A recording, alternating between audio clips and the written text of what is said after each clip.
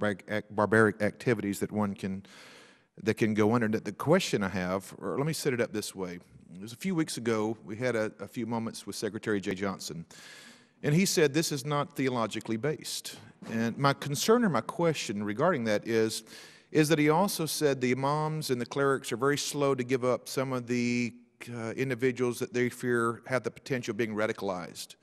Well, then it can't be both.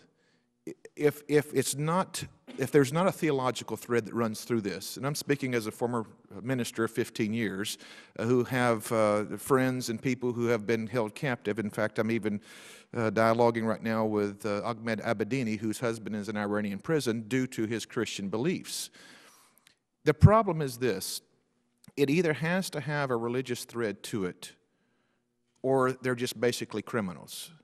And if the imams and clerics are slow to give them up, to me it tells me there's somewhere, even if it's extremist, there is a religious thread involved in this. I believe that General Hayden asked the question and even answered it. He said, what unites these factions? And you said Islam. Is it fair to say that if Islam is the noun in this process, the action is the hatred that many of these radical Islamic extremists have for our belief system, not just from a political standpoint, but also from religious base? I'll start with Mr. Hayden. I'd like to follow up with the speaker.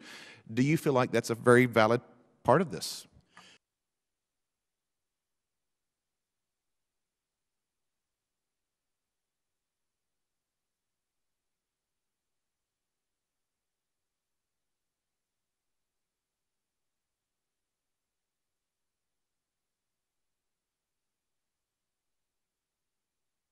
The leadership of the movement, what's made this global, has been their interpretation, and many, and I would agree, would say misinterpretation of Islamic scripture.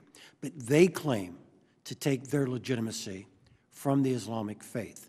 And so I think we need to respect that. And I'll say again one more time, Congressman, a lot of people join just because they're alienated, and you've got this whole youthful wanting to be part of something bigger than themselves. But it doesn't matter what gang you join.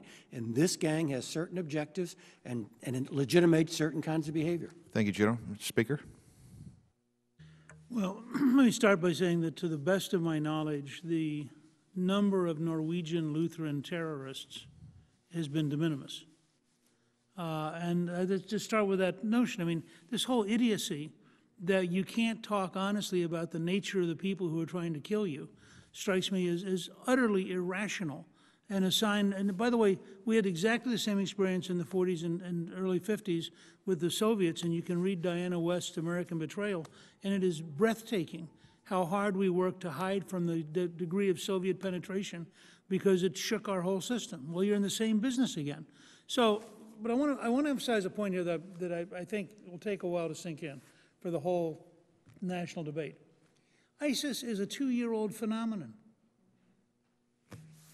Boko Haram starts around 2001.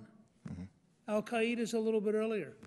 I have no idea what the various lineages are of the various factions in Yemen, but my point is, there is a worldwide movement. It is explicitly religiously motivated. That doesn't mean that every Muslim is bad. It does mean that there is a strain of Islam which occurs in two forms, a physical jihad and a cultural jihad.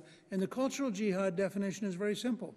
Do they believe that Islamic law is superior to all other law and that the rest of us ultimately have to basically yield to Islamic law?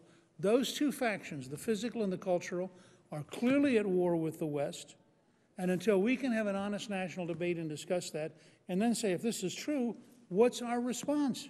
Thank you, Mr. Speaker. One of the